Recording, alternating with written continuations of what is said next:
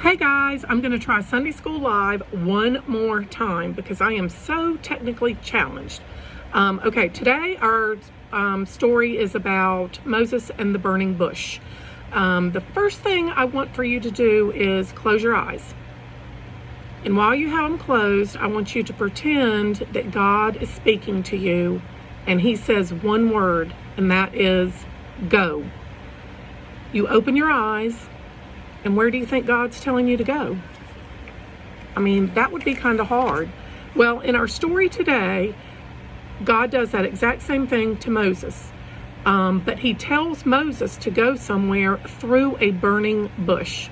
Can you imagine sitting by a bush and all of a sudden it catches on fire and you hear God talking to you?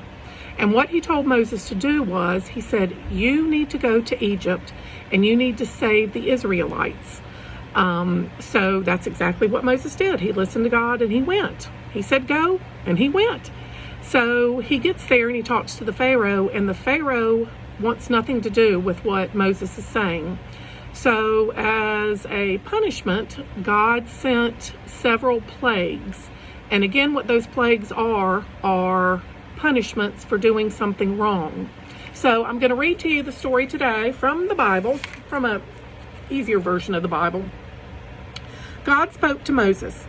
I am the God of Abraham, Isaac, and Jacob, He said. I have seen how my people are suffering, and I want you to go back to Egypt. Tell the Pharaoh that he must free the Israelites and let them leave Egypt. Moses was scared to go back to Egypt, as I would be too, but he could not refuse his God. So he went to Pharaoh and asked him to let the Israelites go. But guess what? Pharaoh refused. With that, God decided to punish Pharaoh by sending terrible disasters called plagues to destroy Egypt. The land was attacked by insects and frogs. Their crops died, and the people became very sick. Only the Israelites were saved from these plagues. But proud Pharaoh still would not free the Israelites. So God sent the angel of death to kill the eldest son of every Egyptian family. Pharaoh's son died too. Only Israelite families were spared. After this, Pharaoh agreed to let the Israelites go free, but then he changed his mind and sent his soldiers to capture them again. The only way they could escape was across the Red Sea, and that's going to be our story for next week. So, if you can, in your house, look for an old bulletin, because now we're not in church, we don't really have a bulletin, but guess what?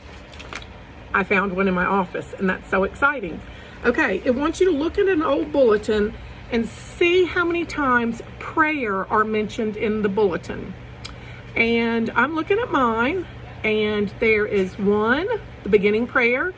There is the morning prayer and the Lord's Prayer, that's 2. There is the offertory prayer, that is 3. There is also a prayer at the very end at the benediction, so that's 4. So in the bulletin I'm looking at, there were 4 things of prayer. And so what I want for you to do is I want you to remember how important prayer is. And so pray all day long. And if God asks you to do something, because He does talk to us, we just have to be willing to listen, make sure you go. All right, guys, I hope you're having a great week at school, or you did have a great week at school, and I hope to see you in person soon. Thanks. Love you.